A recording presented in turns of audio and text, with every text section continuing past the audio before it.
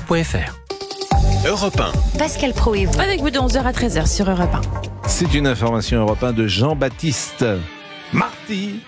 Les acteurs du monde du cirque menacent le passage de la flamme olympique au Mont-Saint-Michel vendredi. C'est une information d'Europe 1. Je sais même plus quoi dire. J'ai même plus de vanne. Je m'inquiète premier degré. On pourrait donner des informations ensemble. Allez-y, c'est original. Moi, je trouve que... Regardez, on va recommencer. Allez-y. C'est une information des acteurs du monde de menace passage la flamme olympique. C'est une information d'Europe 1. Très bien. Jean-Baptiste Marty est derrière moi. Il regrette cette info. Ah, bah oui. Dépité. Ah, moi j'aimais bien ça, tu sais, quand tu faisais... Ça c'était bien. Suspense. Et moi j'ai vu du trapèze volant sans filet. Ah oui, c'est fort. C'est ça. flippant quand même. Ah ouais, quand on les voit. ça, je Moi peux j'ai peur vous qu'ils dire. tombent à chaque Ah, fois. c'est une belle anecdote. Vous aimiez le cirque? Vous aimiez aller au cirque quand vous étiez enfant? Oui, j'aime toujours. Dans Paris, il y a un cirque, le cirque d'hiver, non? C'est ça? Oui, c'est J'aime toujours y aller. Oui, mais il y a Voilà. pas, oui, quoi. Ça n'a rien à voir. Quoi, mais qu'est-ce c'est qu'il y pas a d'hiver. Non, mais si. Il est pas ouvert l'été. Il est ouvert non-stop, non? Le cirque d'hiver Bouglione. vous voulez Oui, dire. voilà, exactement. Alors, il est formidable. J'adore ce cirque. Je suis d'accord avec vous. Merci. Alors, on peut écouter des débats, des acteurs de temps en temps, mais de temps en temps, effectivement, il y a des cirques. Oui. Après, il y a des cirques, il y a des numéros de cirque, des à fait. jongleurs. Plutôt l'hiver. Voilà, des dresseurs d'éléphants, des Voilà. choses comme ça. Mm. Bon, Oh là là, c'est le pire lancement de sujet de la saison. bon, qu'est-ce qu'on fait? Qu'est-ce que vous voulez que j'en fasse là? Ah oui, Solovitch est là, notre ami Solovitch Dumas. Oui, Pascal. Bonjour Solovitch, vous vous opposez à l'interdiction des animaux sauvages dans les spectacles, on le sait. C'est pas vous qui, bien sûr, vous opposez, mais les acteurs du monde du cirque menacent le passage de la flamme olympique au Mont-Saint-Michel parce que ils regrettent cette interdiction des animaux sauvages dans les spectacles en 2028. Et on a eu plusieurs fois un échange. Je vous ai toujours dit que ma position, moi, c'est délicat parce qu'en même temps, tu défends la cause animale et en même temps, tu connais bien le monde du cirque et je sais combien vous vous occupez bien de vos animaux. Qu'est-ce que vous allez faire elle passe quand elle passe demain, cette flamme olympique au Mont-Saint-Michel? Non, c'est vendredi. Elle passe vendredi. Donc, qu'est-ce que vous allez faire, Solovitch? Bonjour Pascal, Bonjour. merci de nous laisser un peu discuter avec vous et faire entendre aux auditeurs. Alors, nous avons ciblé attention, il n'y a pas que les cirques, hein. Nous avons fait une unification des spectacles itinérants français, c'est-à-dire que les gens de la fête foraine, les spectacles itinérants, les cirques, nous revendiquons notre droit au travail parce que l'action qui est menée par les syndicats vendredi le 20 je crois que c'est aussi en juin, je crois que c'est le 25 ou le 28 juin à Nice. Parce que également... je rappelle que vous dirigez un cirque, hein, Solovitch. Hein. Oui, je suis directeur d'un cirque et c'est cette mobilisation du monde festif n'est pas pour les animaux cette fois-ci.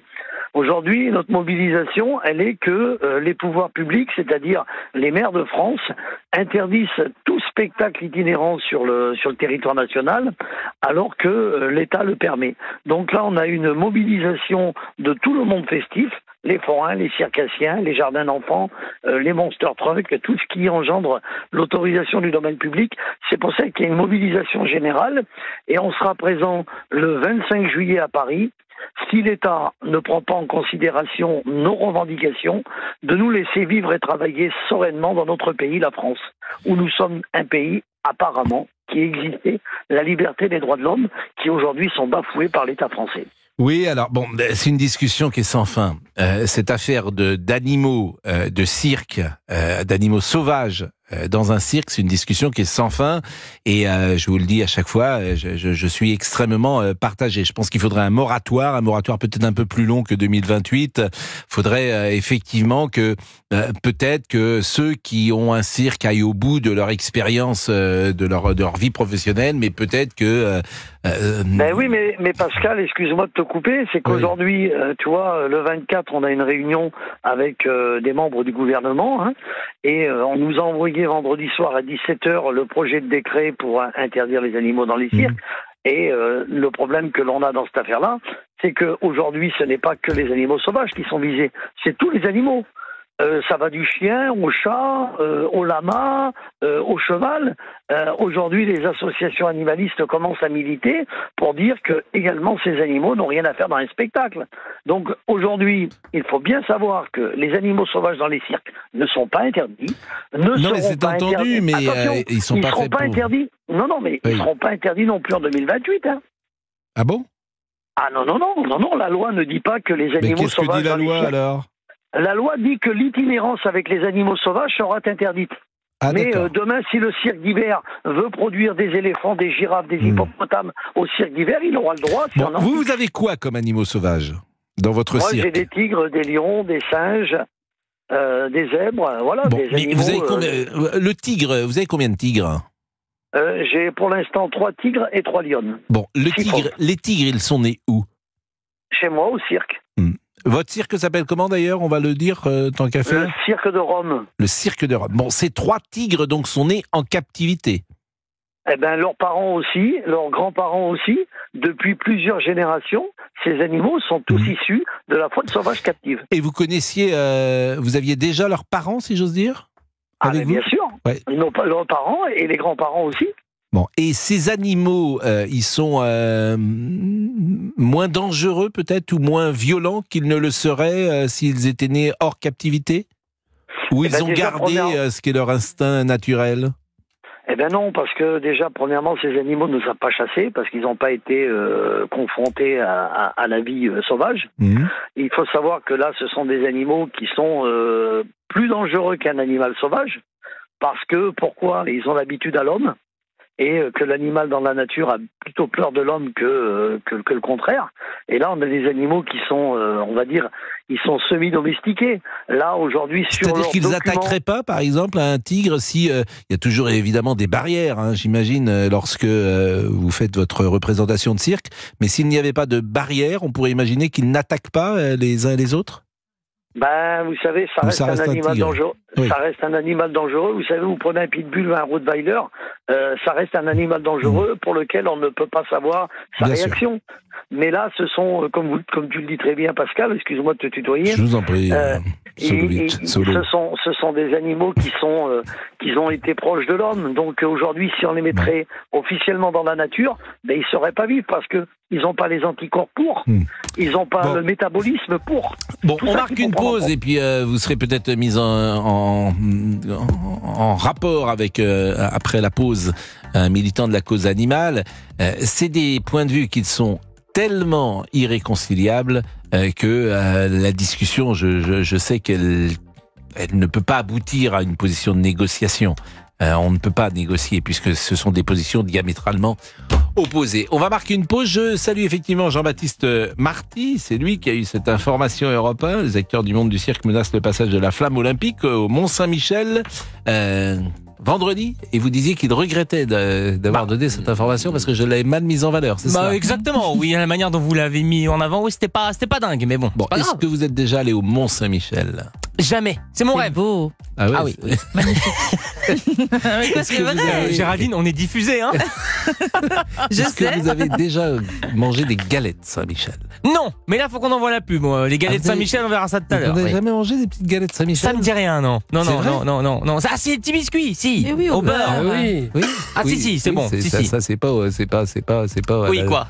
Oui, c'est au beurre. Oui, forcément. C'est pas la margarine. Comme tout en Bretagne. Il est 11h59, à tout de suite. 01 80 20 39 21 pour réagir avec Pascal Pro sur Europe 1. Appelez Pascal Pro au 01 80 20 39 21. Il est quand même très en retard. Il est 12h03.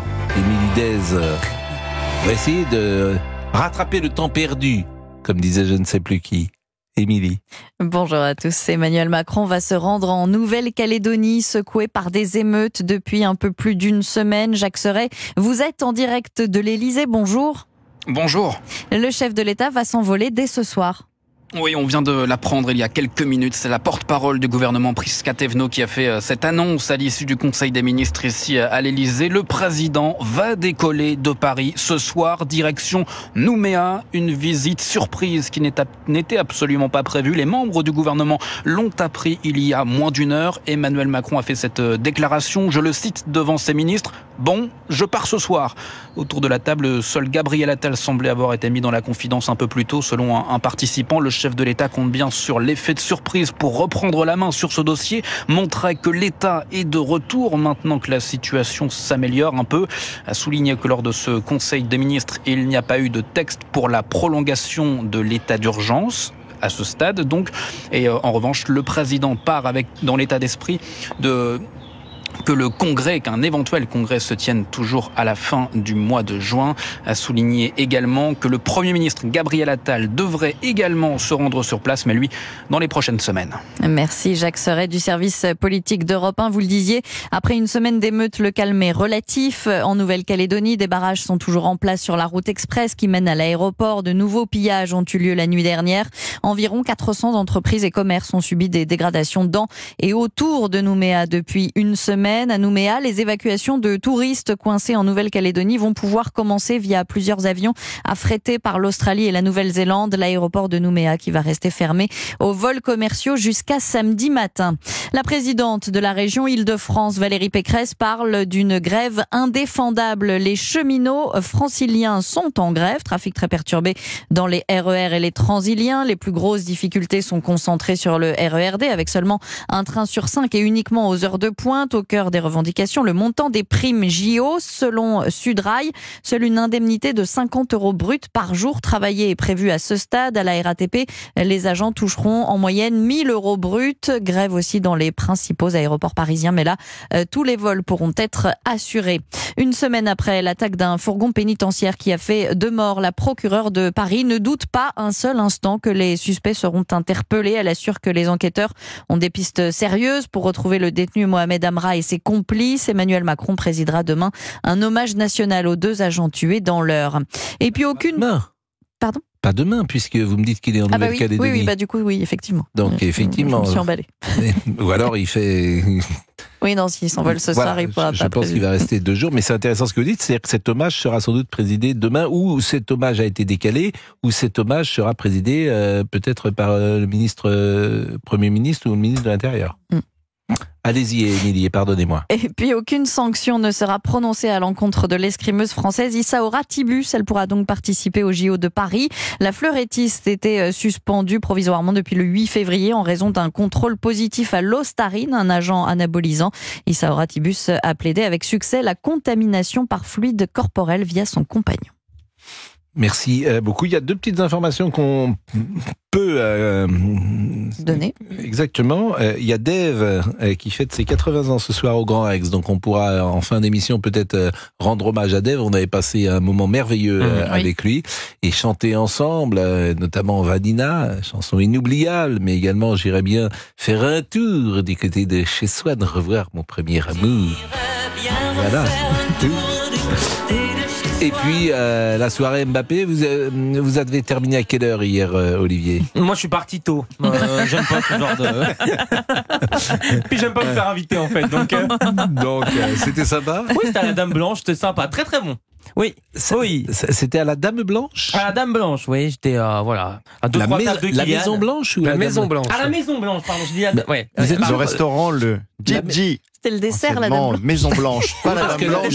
La Dame Blanche, c'est la glace. Oui, parce que la Maison Blanche, ça n'existe plus. La Maison Blanche, c'était à côté du Théâtre des Champs-Élysées. Ça s'appelle comme ça ? Ça s'appelle maintenant le Gigi. Ah, le Gigi. Bon, mais c'est au dernier étage, c'est ça ? Oui, exactement. C'est à hauteur. C'est très sympa. Très bien. Ah oui, c'est pas donné. Bon, Kiki m'a envoyé viens à la Maison Blanche. Alors écoutez. Qui vous a... Kiki, Kylian. Bah oui, je le connais très bien. Bah oui. Bon, c'était très bon. Bon, c'était sympa.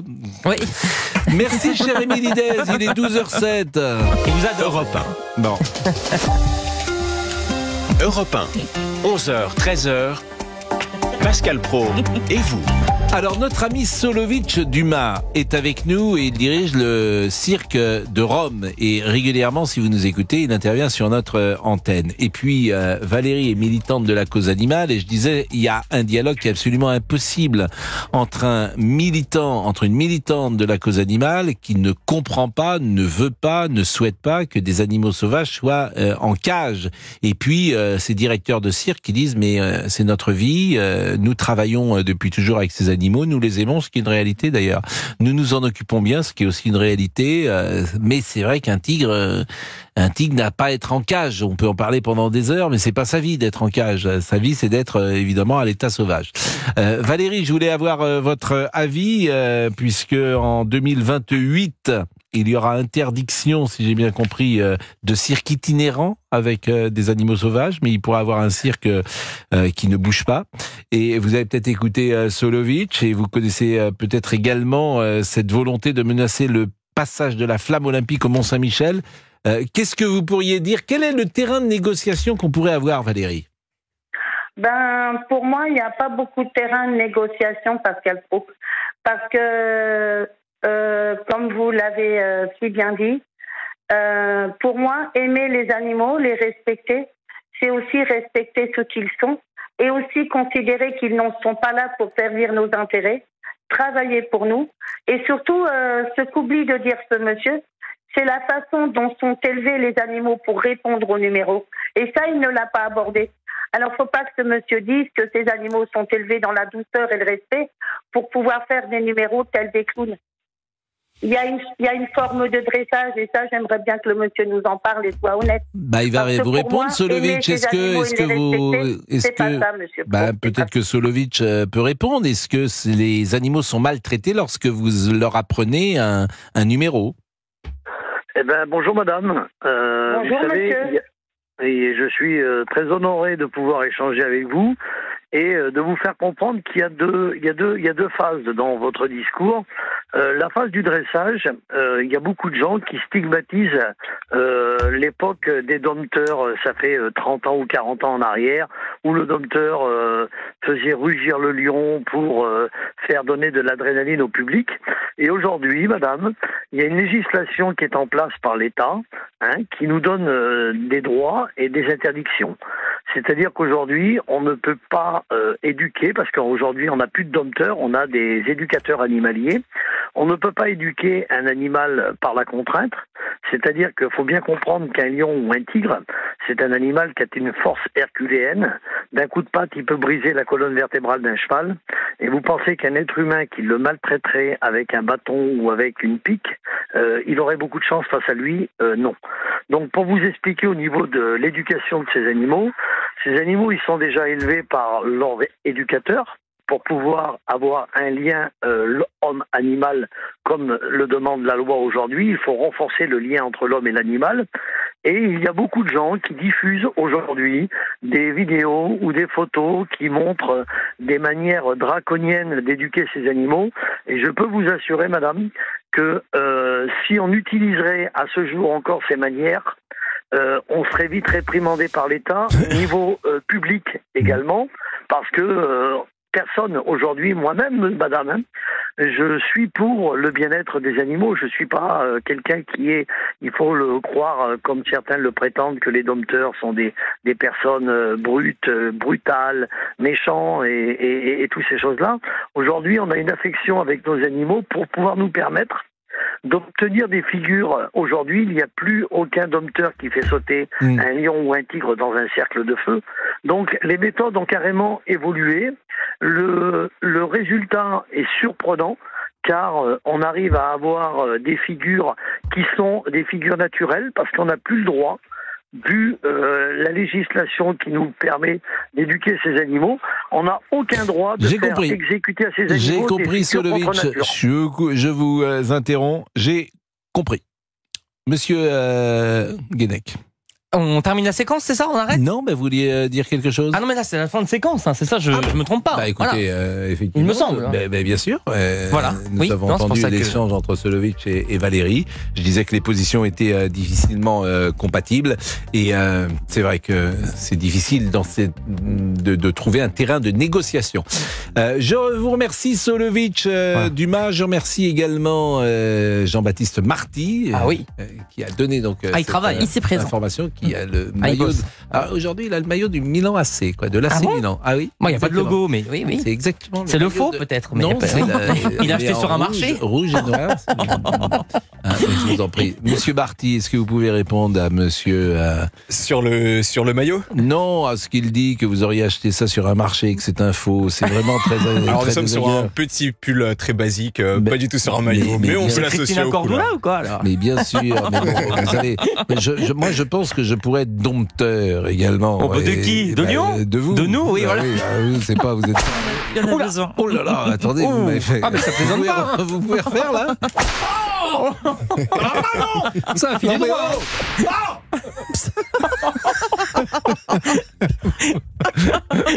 Dites-moi, vous m'avez surpris là. Ah mais c'est qu'il y prend goût. Ah oui, j'ai fini.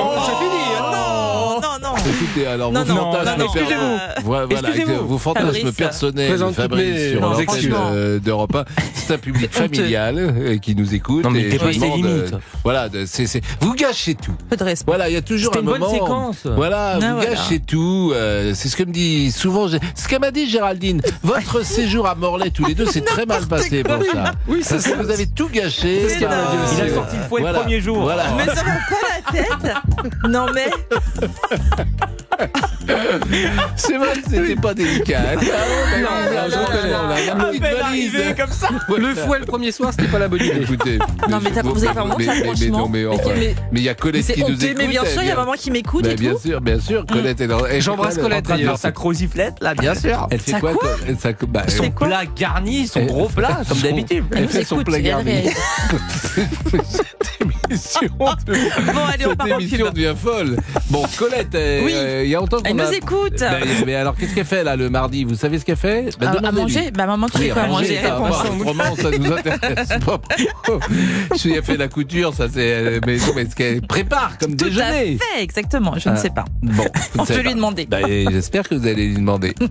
Bon, je vous remercie grandement et on va changer de sujet. Est-ce qu'on peut saluer Dave? Parce que c'est important quand même, Dave, qui célèbre ses 80 ans. Au retour de pub. Ouais, on va être en retard sinon. D'accord, vous n'avez pas trouvé la chanson. Ah si, j'en ai plein justement. Vous le connaissez si bien.